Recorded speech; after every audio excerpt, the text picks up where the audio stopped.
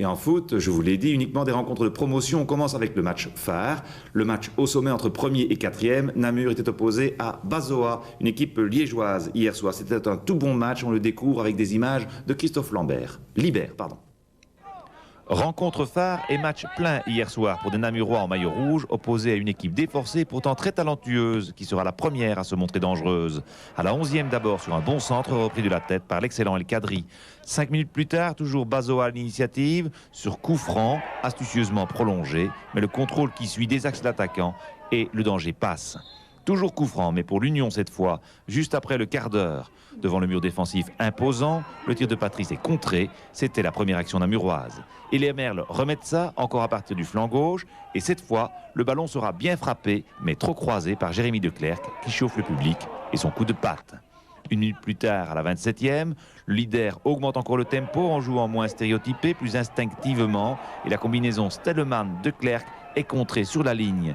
Les deux pieds de l'attaquant sont prêts pour l'estocade. Il reste à conclure, le temps de forcer un coup de coin sur ce bon envoi de Bourguignon à la 26e minute.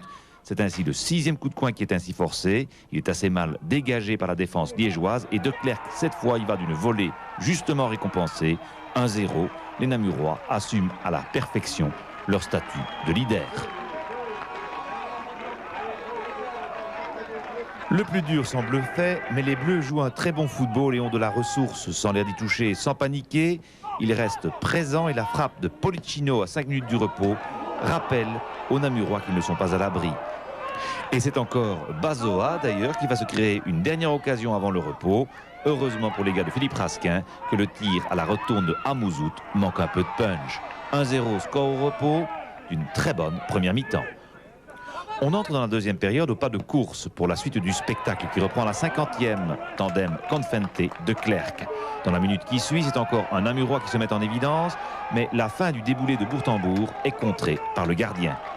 Les Merles manquent ainsi à 2 reprises la balle de break et sur coup franc assez mal dégagé à la 53e, on croit au 2-0, mais la frappe de Libois à bout portant est détournée d'un réflexe inouï. Et Namur n'a toujours qu'un but d'avance. Et Bazoa continue à développer du très bon football dans un match qui reste plein. C'est le poteau qui sauve ici Kevy, on ne l'a pas vu. Et à la 70e, sur coup de coin, donné au-delà du deuxième poteau, le gardien namurois réduit heureusement bien l'angle.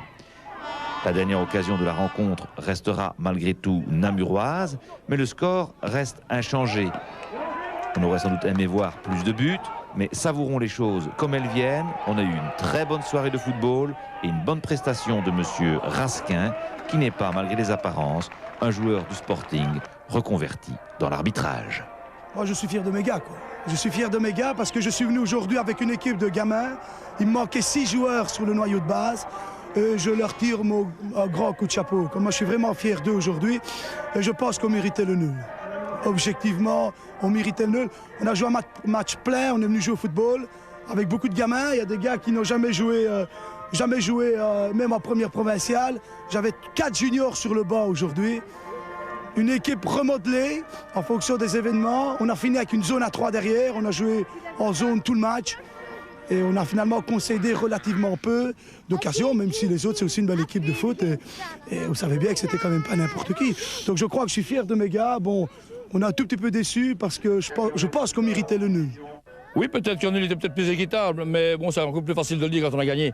Mais il faut dire aussi qu'on a eu pendant 5-6 minutes au deuxième thème une pression assez forte qu'on aurait pu aussi en mettre un deuxième. C'est vrai, il y a ces 2 ballons-là sur